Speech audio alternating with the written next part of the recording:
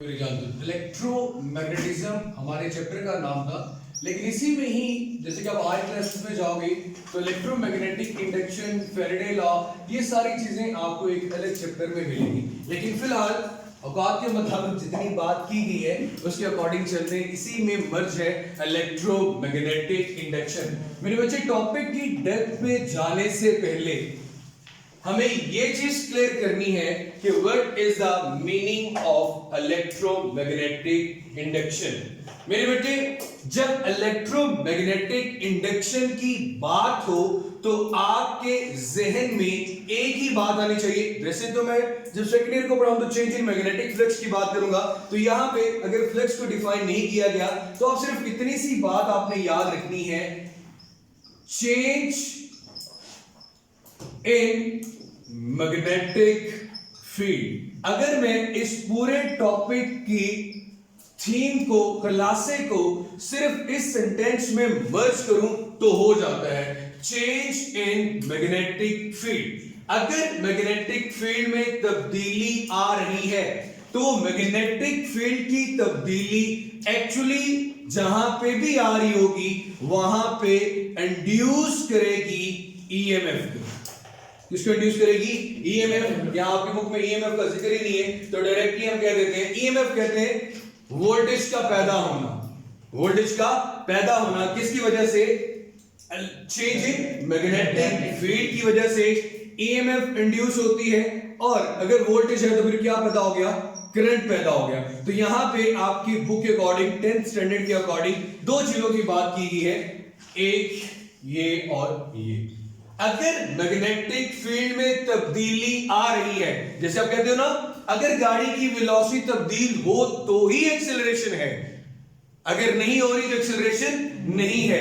अगर आपका magnetic field तब्दील हो रहा है तो करंट इंड्यूस की बात करेंगे, अदरवाइज इंड्यूस करंट की बात नहीं होगी। मैं बहुत सिंपल वे में कुछ एक्सपेरिमेंट की बात करता हूं। एक्सपेरिमेंट नंबर 1, आपके पास एक कॉइल है, कॉइल में एक सोलेनॉइड की शेप में एक क्लोज लूप है, एक वायर है जो दोनों सिरों से जुड़ी हुई है। सेंटर में, दरमियान में किसी किस्म का कोई आपने बैटरी या सेल प्रोवाइड नहीं किया हुआ। और मेरे बेटे में क्या करता हूं, एक बार मैग्नेट लेता हूं। बार मैग्नेट मतलब इस बार की शेप में मैग्नेट, एंड मैग्नेट के हमेशा दो पोल्स होते हैं, एक नॉर्थ और दूसरा साउथ। अब मेरे बच्चे, जब आप इस मैग्नेट को क्या करोगे, अब यहां पे अगर आपने इसको रेस्ट पे रखा हुआ है तो यहां पे इसकी सराउंडिंग में जो मैग्नेटिक फील्ड है वो कांस्टेंट मैग्नेटिक फील्ड है, उसमें कोई तब्दीली नहीं आ रही, जो है मतलब है। लेकिन अगर आप इस मैग्नेट को इस कॉइल के इन मतलब अंदर की तरफ या आउट, इसकी सराउंडिंग में इन जनरल मूव करवाना शुरू कर दोगे तो मैग्नेटिक फील्ड क्या होना शुरू हो जाएगा? चेंज होना शुरू हो जाएगा। कभी ज्यादा होगा, कभी कम होगा। मैग्नेटिक फील्ड का चेंज आप फिर अपने एक्सपेरिमेंट को प्रूव करने के लिए यहां पे एक गैल्वेनोमीटर लगा देते हो, डिटेक्शन ऑफ करंट के लिए। क्या लगा देते हैं? Galvanometer is a device which is used to make the detect, which is used to detect the current. Current है या नहीं है, मेजरमेंट की बात नहीं कर रहे, उसके लिए फिर एमीटर की बात करते हैं, which is used to detect the current. तो मेरे बच्चे वो ये कहते हैं कि आप जब इस मैग्नेट को बार बार मूव करवाते हो तो गैल्वेनोमीटर की जो निडल है वो फुल डिफ्लेक्शन शो करती है। मतलब इसने तो डिफ्लेक्शन तब शो करनी है जब इस वायर में करंट होगा। इट मींस कि मैग्नेटिक फील्ड के तब्दील होने की वजह से क्या पैदा हुआ मेरा बेटा? करंट। इसलिए इस करंट को इंड्यूस करंट कहते हैं, जो किसी की वजह से पैदा हो रहा है। कोई बैटरी वगैरह आपने यहां पे कनेक्ट नहीं की। इंड्यूस करंट का मतलब जो मैग्नेटिक फील्ड में तब्दीली की वजह से पैदा हो, उसे क्या कहते हैं मेरा बेटा? Induce current. जैसे कि इंड्यूस का लफ्ज आप लोगों ने इलेक्ट्रोस्टैटिक्स के चैप्टर में इलेक्ट्रोस्टैटिक इंडक्शन में पढ़ा था कि एक चार्ज बॉडी को अनचार्ज बॉडी के लेके गए तो उसमें भी चार्ज इंड्यूस हो गया उसकी वजह से। तो यहां पे अगर आपके पास करंट इंड्यूस हो रहा है तो किसकी वजह से हो रहा है मेरा बेटा? किसी दूसरे की वजह से।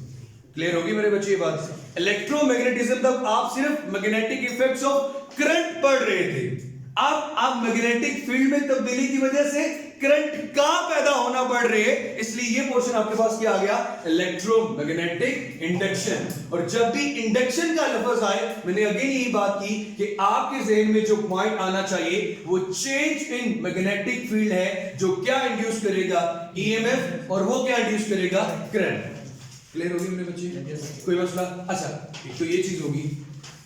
अब सपोज मेरे पास जैसे कि मैं डीसी मोटर में 2 बार मैग्नेट ले लेता हूं, लाइक एक परमानेंट मैग्नेट जिसका एक पोल नॉर्थ इधर है और दूसरा साउथ क्या है मेरे पास? इधर है। अब मैग्नेट दोनों रेस्ट में है, ठीक है? मैग्नेट दोनों क्या है मेरा बेटा? रेस्ट में है। अब मैं क्या करता हूं, एक कॉइल को इसके इन एंड आउट मूव करवाता हूं, भाई तभी तो मैग्नेटिक फील्ड क्या होगा? चेंज होगा। अगेन इसमें क्या इंड्यूस हो जाएगा? करंट इंड्यूस हो जाएगा। तो मसला ये है कि इंडक्शन होगी मैग्नेटिक फील्ड की तब्दीली की वजह से। लाइक आप ये कहते हैं ना, मैग्नेटिक फील्ड का तब्दीली का अगर इमेजिन करना, क्या यहां पे फर्स्ट करो इस पोर्शन पे रेस्ट में, इसमें 3 मैग्नेटिक फील्ड लाइंस हैं, अगर अप एंड डाउन करोगे तो मैग्नेटिक फील्ड लाइंस में क्या आएगा? चेंज आएगा। तो मैग्नेटिक फील्ड क्या होगा? चेंज होगा। एक्चुअली जब सेकंड ईयर में आओगे तो मेरे बेटे हम यही बात करेंगे, एक्चुअली फैराडे लॉ ने ये मैग्नेटिक इंडक्शन लॉ दिया था, -n del phi over del d। इसे फादर ऑफ इलेक्ट्रोमैग्नेटिक इंडक्शन भी कहते हैं कि इसने, फैराडे ने एक ऐसा लॉ दे दिया जो मैग्नेटिक इंडक्शन की हर फिनोमेना को एक्सप्लेन कर रहा था। Change in flux. फ्लक्स क्या मतलब? मैग्नेटिक फील्ड लाइंस का कम या ज्यादा होना। तो क्या इंड्यूस करता है? ईएमएफ। अगर ईएमएफ इंड्यूस होगी तो क्या इंड्यूस हो गया? करंट इंड्यूस हो गया। ये था मेरा बेटा, क्योंकि इन दोनों में देखो कोई एक चीज रेस्ट में है। आप जब हायर क्लासेस में जाओगे ना तो एक फार्मूला पढ़ोगे इंड्यूस ईएमएफ का, -VBL। -V कहते हैं वेलोसिटी को, B कहते हैं मैग्नेटिक फील्ड को, L कहते हैं लेंथ ऑफ द कंडक्टर को। अगर V 0 हो, मतलब कोई चीज रेस्ट में हो, तो इंड्यूस ईएमएफ तो क्या हो जानी चाहिए? 0। लेकिन यहां पे तो पैदा हो रही है, इसलिए फिर इन चीज को भी एक्सप्लेन किसने किया था? Faraday law of electromagnetic induction ने। अब मेरे बेटे एक और जो कि आपकी बुक में शायद ना है, लेकिन फिर भी मैं आपको बताना चाहूंगा मेरा पुत्र, कि फर्स्ट करो एक ऐसा केस आ जाता है जो कि हम ट्रांसफार्मर में जाके डिस्कस करेंगे। ना मैं कॉइल को मूव कर रहा हूं, ना मैं मैग्नेट को मूव कर रहा हूं, लाइक ऐसे केस है।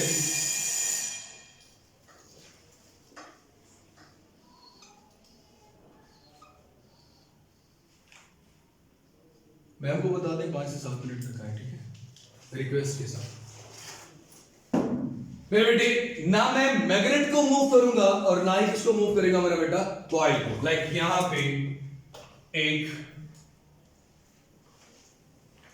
मैग्नेट पड़ा हुआ है, यू शेप मैग्नेट कह सकते हो, लो जी ऐसे कह लो, ये यू शेप मैग्नेट है जिसका एक पोल नॉर्थ, दूसरा क्या है मेरे पास? साउथ। अब कॉइल उसमें पड़ी हुई है, वो भी रेस्ट में है। क्या यहां पे ईएमएफ इंड्यूस होगी? डेफिनेटली इंड्यूस ईएमएफ को मैं एक ऐसी अलग से कॉइल ले लेता हूं, यहां पे ऑब्जर्व करना चाहता हूं, गैल्वेनोमीटर है। अब जरा देखो, ये जो साइन होता है ना, ये ऑल्टरनेटिंग करंट का है। किसका करंट क्या है? Alternating current. जो करंट कम भी होता है, ज्यादा भी होता है। मेरे बेटे आपने इससे पहले ये बात पढ़ी हुई है कि जब किसी वायर में करंट पास हो तो उसकी सराउंडिंग में क्या पैदा होता है? Magnetic field. उसकी सराउंडिंग में क्या पैदा होता है? Magnetic field. जब ये करंट कम ज्यादा होगा तो मैग्नेटिक फील्ड भी क्या होगा? कम या ज्यादा। तो इसमें क्या इंड्यूस हो जाएगा? करंट इंड्यूस हो जाएगा। लेकिन याद रखना, अगर मैं इस करंट की जगह पे कोई बैटरी या सेल लगा दूं, लाइक ऐसा करंट जो कि कांस्टेंट हो, तो किसी किस्म का कोई इंड्यूस करंट पैदा नहीं होगा, क्योंकि इसकी वजह से जो मैग्नेटिक फील्ड पैदा होगा वो कांस्टेंट होगा, मैग्नेटिक फील्ड में तब्दीली नहीं आएगी। और अगर मैग्नेटिक फील्ड चेंज नहीं होगा तो किसी किस्म की इंडक्शन भी नहीं होगी। क्लियर होगी ये बात? अगर आपने यहां पे कोई चीज ऑब्जर्व की तो वो यही थी कि अगर आपके पास इलेक्ट्रोमैग्नेटिक इंडक्शन का फिनोमेना हो रहा है तो उसकी मेरे बच्चे एक ही रीजन है, वो रीजन मेरा बेटा आप लोगों के पास क्या है? Change in magnetic field. Change in magnetic field. अब मेरे बच्चे अगर आपसे कोई ये पूछे कि कितना ज्यादा करंट पैदा होगा, ये चीज जिसे इंड्यूस्ड ईएमएफ कहते हैं, यार पहली बात तो ये क्लियर हो जानी चाहिए।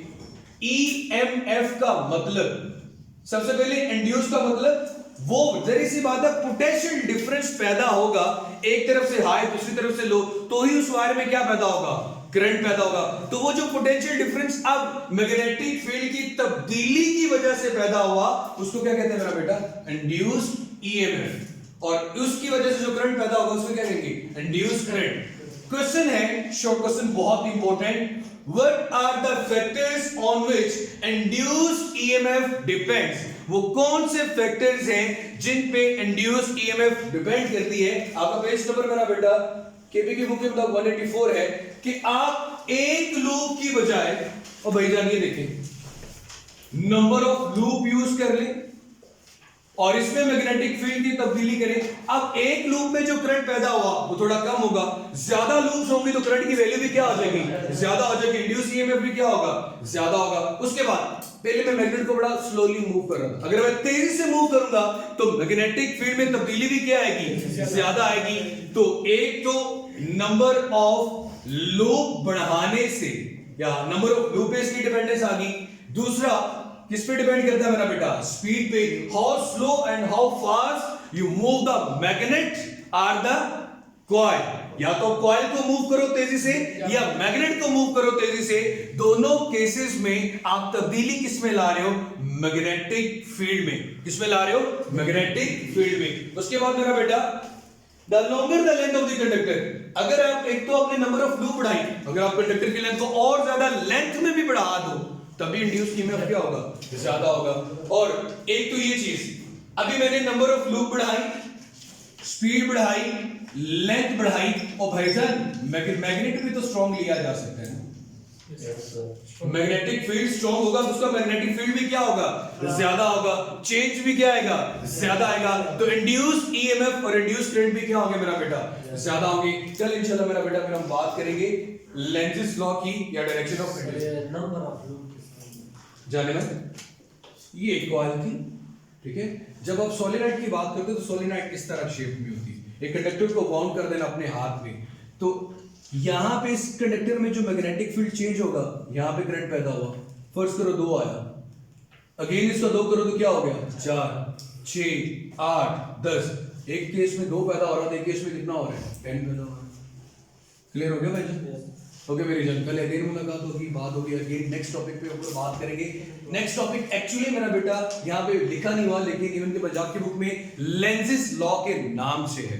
लेंजिस लॉ क्या है, थोड़ा सा बैकग्राउंड दे देता हूं कि जब आप ईएमएफ इंड्यूस करते हो तो एक्चुअली होता ये है कि जब किसी वायर में इलेक्ट्रिक करंट पास होता है, ईएमएफ उसमें भी तो इंड्यूस होती होगी। मैग्नेटिक फील्ड अगर उसकी सराउंडिंग में पैदा हो रहा है और अगर आपके पास वो मैग्नेटिक फील्ड या करंट कम ज्यादा हो तो उसमें भी क्या इंड्यूस हो जाएगी? ईएमएफ। अब वो ईएमएफ और जो पहले आप बैटरी या सेल से ईएमएफ दे रही हो, दोनों एक दूसरे को क्या करेंगे? अपोज करेंगे। या सिंपल आप ये बात कह सकते हो कि किसी वायर में अगर इलेक्ट्रिक करंट फ्लो कर रहा है तो जो चीज इसमें इलेक्ट्रिक करंट पैदा कर रही है, जैसे ये कॉइल रेस्ट में थी, मैं इसके करीब एक बार मैग्नेट लेके जा रहा हूं, मैं इसके करीब एक बार मैग्नेट लेके जा रहा हूं, मैं इसके करीब एक बार मैग्नेट लेके जा रहा हूं, तो मैं इस मैग्नेट को कभी इसकी तरफ कभी से अवे लेके जाऊंगा, और जब मैं इसकी तरफ भी लेके जाऊंगा तो इस कॉइल में मैग्नेटिक फील्ड में तब्दीली की वजह से करंट इंड्यूस होगा। उस करंट की डायरेक्शन या तो क्लॉकवाइज होगी या फिर एंटी क्लॉकवाइज होगी। तो क्लॉकवाइज और एंटी क्लॉकवाइज डायरेक्शन देखने के लिए आप right hand grip rule use करते हैं मेरा बेटा। अब मेरे बच्चे सपोज कल हम ये बात डिस्कस करेंगे कि अगर आपके पास कोई रिंग की शेप है और अगर उसमें करंट की डायरेक्शन एंटी क्लॉकवाइज आ रही है तो तो ऊपर वाला नॉर्थ होगा, नीचे वाला आपके पास क्या होता है, साउथ होता है। मतलब इसकी सराउंडिंग में जो मैग्नेटिक फील्ड पैदा होगा, इसकी सराउंडिंग में जो मैग्नेटिक फील्ड पैदा होगा, या तो वो क्लॉकवाइज होगा या फिर आपके पास क्या होगा मेरा बेटा, एंटी क्लॉकवाइज। लेकिन मैं आपको ऐसी बात बता रहा हूं कि अगर इसमें एंटी क्लॉकवाइज करंट पैदा हो तो ऊपर वाला पोर्शन नॉर्थ होता है और नीचे वाला क्या होता है, साउथ होता है, क्लॉकवाइज होगा। अब होता ये है, लेंजिस लॉ ये कहता है कि जो चीज इसमें करंट पैदा कर रही है वो क्या है, मैग्नेट। ये वाला, ये इंड्यूस करंट का मैग्नेटिक फील्ड हमेशा उसको अपोज करेगा। कैसे? जब इसमें ये नॉर्थ आ गया, ये नॉर्थ को दूसरी तरफ क्या करेगा, धकेल देगा, पुश करेगा। और जब आप इसको दूर ले जाने की कोशिश करोगे तो यहां पे कौन सा फील्ड पैदा हो जाएगा, साउथ पैदा हो जाएगा। कौन सा फील्ड पैदा हो जाएगा, साउथ पैदा हो जाएगा। और ये फिर इसको अपनी तरफ क्या करेगा, अट्रैक्ट करेगा। सिंपल सी बात, कॉज को इंड्यूस करंट अपने ही कॉज को जो उसको पैदा कर रहा है, ये हमेशा उसकी मुखालफत में होगा। वो इसके पास आना चाहेगा तो ये उसको दूर करेगा, वो इससे दूर आना चाहेगा, ये इसको अपने पास लाने की कोशिश करेगा। ये हमारा कल का टॉपिक है, इसको कल हम एक्सप्लेन करेंगे, घबराना नहीं है, ठीक है मेरे बच्चे। तो कल अगेन मुलाकात होती है। खुश रहें, जीते रहें, आबाद रहें, चैनल भी सब्सक्राइब कर लें। अल्लाह हाफ़िज़।